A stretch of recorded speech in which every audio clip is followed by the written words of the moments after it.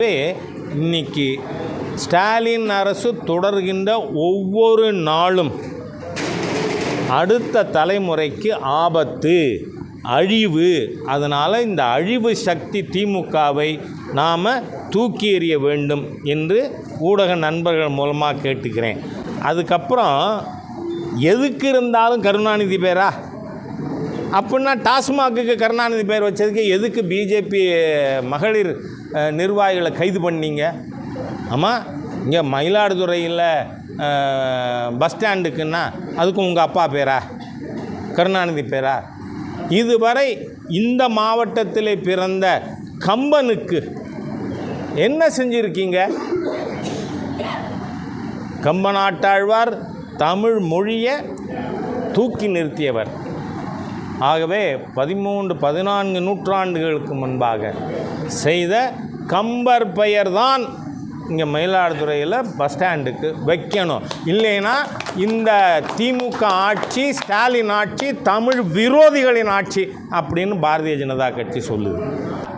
இந்த அரசாங்கம் சொல்கிறேன்னா 26 மே மாதம் 31 இவங்க இருக்க மாட்டாங்கங்கிறது மட்டும் இல்லை.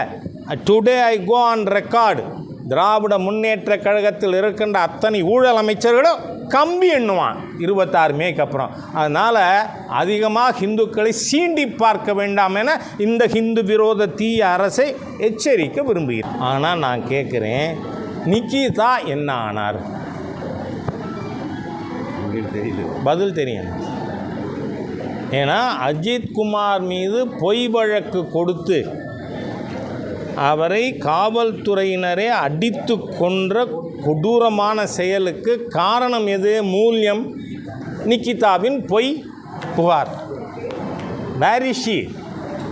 எந்த அமைச்சர் வீட்டில் தங்கியிருக்கார், ஒளிஞ்சுருக்கார்? இந்த தமிழ் இன விரோத தீய சக்தி ஏன் சும்மா இருக்குது? ஏன் இன்னும் நிக்கிதாவை கைது பண்ணலை அப்படின்னு கேட்குறேன்னா நீங்களும் அதை மக்கள்கிட்ட கொண்டு போவீங்கன்னு நம்பி.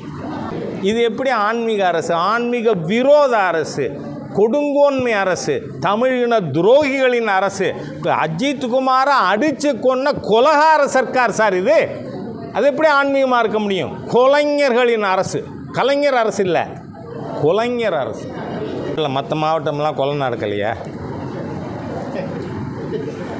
இதுவரை தமிழகம் முழுவதும், மயிலாடுதுறை மட்டும் இல்லை, உங்களோட லோக்கல் அஃபினிட்டி எனக்கு புரியுது. ஆனால் தயவு செஞ்சு கரெக்ட் பண்ணிக்கோங்க. தமிழகம் முழுவதும் இந்த 4 ஆண்டு 2 மாதத்தில் 6700 கொலைகள் நடந்திருக்கு. நாட் 1 or 2, 6700 கொலைகள். அது தவிர 25 கஸ்டோடியல் டெத்து. காவலில் இதில் நடந்தது, போலீஸ் பாதுகாப்பில் நடந்த கொலை 25 தனி. 6700. எந்த ஒரு மனிதாபிமான உணர்வு இருக்கின்ற குடிமகனும் இந்த கொலைகார தீய அரசாங்கத்தை ஆதரிக்க மாட்டாங்க. அவ்வளவு கேவலமாக இந்த உலகத்திலே ஸ்டாலின் சர்க்கார் போல் ஒரு கேவலமான மக்கள் விரோத சர்க்கார், செயல்படாத சர்க்கார்.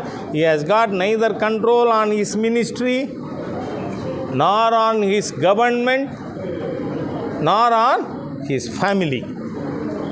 தன்னோட துறை மீது, அரசு மீது, குடும்பத்தின் மீது எந்த ஒரு கட்டுப்பாடும் இல்லாத ஒரு முதலமைச்சர். நம்மளோட தலையெழுத்து இன்னும் 9 மாதம் தாங்கிக்கணும். விஜய் இந்த மாதம் இறுதியில் தமிழ்நாடு, அவர் யார்? தமிழக வெற்றி கழகத்தோட தலைவர். சரி, என்ன பண்ண போகிறார்?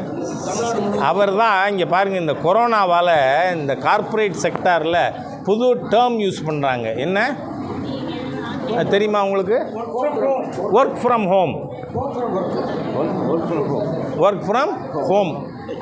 அதை கடைபிடிக்கிற ஒரே அரசியல் தலைவர் அவர் தான். கொஞ்சம் இறங்கி வருவார்னா வரவேற்கிறேன்.